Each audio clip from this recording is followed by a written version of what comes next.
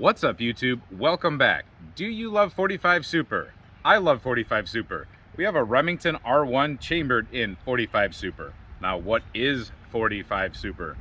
Well, it's basically a 45 ACP that has been monkeyed around with the case a little bit to make it stronger, and it's able to take higher pressure, therefore higher velocity. You can push a bullet faster, but still maintain the weight of these 230 grain 185 grain projectiles, things like this that you would typically shoot out of a 45 ACP. The resulting foot-pounds of energy is enormous. So now we're going to be doing an ammunition test series just like we do with 10mm and other calibers. This is going to be number 1. This is Underwood ammunition.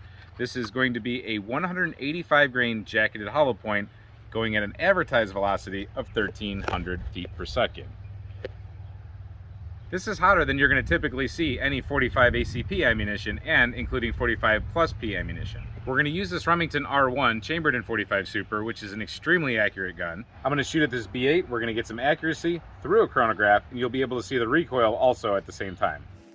Then we're going to send one of these beautiful little boogers through this block of gel after we move the chronograph there, so we see exactly the velocity of the bullet right before it impacts the gel. Let's get started. All right, 5 rounds of 45 Super downrange at that target.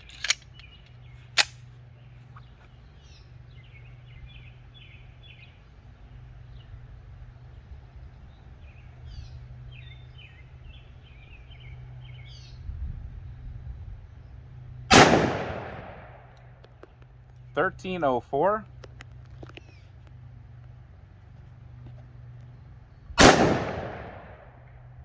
$12.78.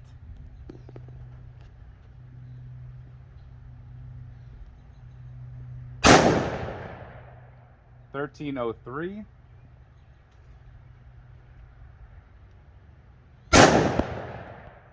$12.64.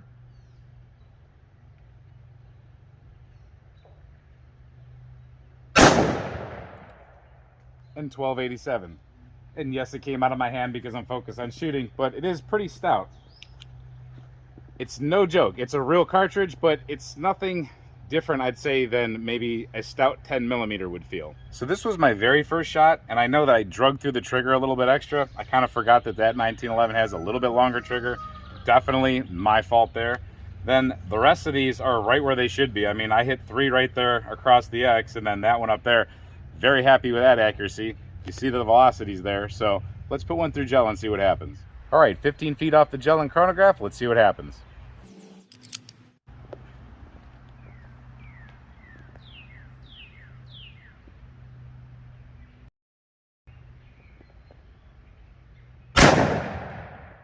$12.72.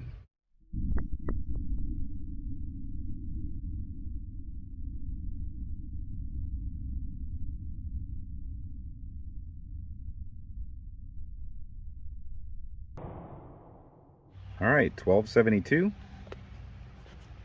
Typical entrance. Now here's where we run into a little bit of an uh-oh. And at no fault of Underwood and at no fault of the projectile, this is just the nature of 45 Super. When you push certain handgun projectiles at certain velocities, they do certain things. So this one had a pretty typical entrance wound. Immediately started shedding. Within 4 inches was already starting to shed little pieces of lead. One came strolling off here to the side. You can see it from the top a little bit better when we get there.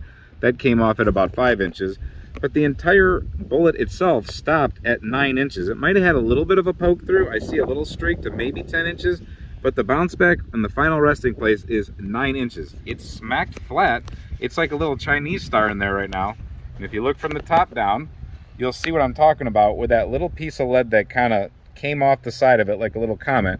But we had just a very typical wound channel. Like we see in 10mm all the time. We see this kind of wound channel entry, no problem, and we see it carry through. This round is stuck flat right here at 9 inches. So you saw in the slow motion, you saw an energy dump, but you didn't see a huge, massive, crazy energy dump, I don't think. So as far as this round being a round that you might want to carry for defense, if you're recoil sensitive at all, I don't think that's a good idea. It has significant recoil. When it impacts the target, it dumps all of its energy. You're not going to have an over-penetration problem. People talk about that a lot. But you're also not going to get very far into a target as, you know, seen right here in the gel. we're gonna dig this out here right now and take a look at it. So I'll quit talking and I'll do that real quick. All right, and here's what we end up with. We end up with a mangled projectile. So that hollow point projectile is totally turned inside out, smushed around, copper petals peeled back and all that. And that's how it was landed, right in there, but deeper. But like I said, it started cutting through like a Chinese star. That's what you get. So what does all this mean? Pretty accurate on target, a little bit hard recoil to deal with if you're inexperienced, for sure. Foot pounds are there. Performance in the gel, questionable. On a real target, you know what I mean, a real target, it might be a little bit different, but is it worth the trade-off for the extra recoil? And you know, you can't just put this in a normal 1911 or a normal 45. Some HKs come out of the factory made for this, but a lot of guns have to be resprung and changed around before they can handle this round. So is it worth it? I don't know. But if you already are chambered in that, is this round something that you would like? You're gonna have to be the judge. So I never shill for anybody. This wasn't sent to me by Underwood. I just like Underwood, and I happen to have this in that caliber. We have other Underwood ammunition in this caliber that we're gonna be shooting, so that'll be fun. We've got a lot more that we can find out there, and I can reload just about anything to 45 super specs. So this should get pretty interesting. I'm really looking forward to the solid coppers and the hard cast, because those should put super whoopings on targets without coming to pieces. So if you're interested in this kind of testing and you don't know who we are, go ahead and subscribe. If you know who we are, then you're already here. So thanks for watching this video, and until we see you next time, stay safe, have fun, and keep shooting.